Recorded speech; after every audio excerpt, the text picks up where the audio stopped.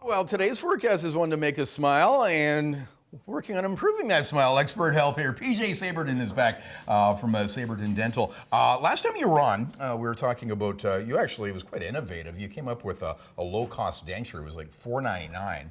And it filled that gap, so to speak, when there isn't a plan option to, get into implants that we're going to talk about today. But implants is really the way to go. Absolutely, yeah. I can show you here, this is a basic denture, and you can see it just sort of sits on and off. And you have the tongue here and the cheek muscles and then the chin. And what happens is these muscles actually work against it and flip it up and down. So it causes a lot of pain, and then once you get food in there, the food just gets underneath and just... So there's a lot of maintenance required. Yeah, it's a lot of adjusting, and people like to use glue because they get so frustrated. So it's one solution, Right, but it's not the best solution. But again, cost is a big factor. Now, implants, and you're going to show us an implant here, huge upfront cost. But if you look at the fact that it's a lifetime guarantee and doesn't require that maintenance, it's cost effective over time? Absolutely. Like you say, the implant itself is guaranteed for life, and the denture itself, it lasts 2 to 3 times as long. So over the course of the life of the denture, it really is, and then the quality of life that's added to it. So you can see they snap right in. Yeah, you show us the underside of that? Yeah, they stick pretty good.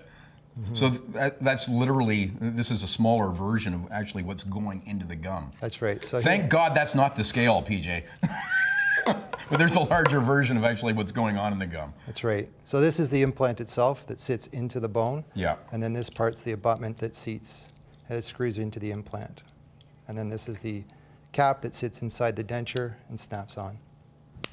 So is there a difference between the denture material that goes on, that's used towards an implant as opposed to other dentures? Well, we found that we have to use the strongest material just because... Yeah, it's not coming off. Yeah, the forces are so strong that it's all transferred through. And the denture is the weak spot because this is implanted in the bone. So the materials we use has to be the best, the strongest. Now, what about maintenance with an implant? What's required? Because it's a hard surface that's in the mouth, it does attract calculus. But it's just going back to your hygienist once a year to get it cleaned. And a lot of times we like to change these rings, keep them fresh so that it still snaps on. Ring inside that? Yeah. Yeah, okay.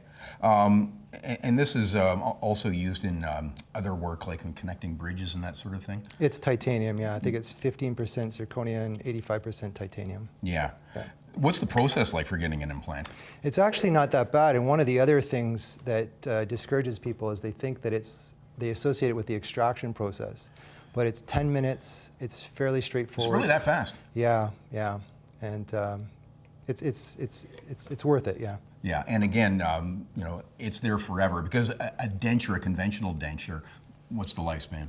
Well, the cheaper ones anywhere from 2 to 3 years, 5 years in that range, yeah. Yeah, so depending on your age, you look at the cost again of getting that constantly replaced. That is a more cost-effective way of going. Absolutely, yeah. And like you say, the quality of life. Yeah, right. Well, more information, of course, at your website, which we will link at CHCH.com. Great. All right, thanks, PJ. All right. All right, back with Brian Wood's Smile and the forecast and more Morning Live coming up.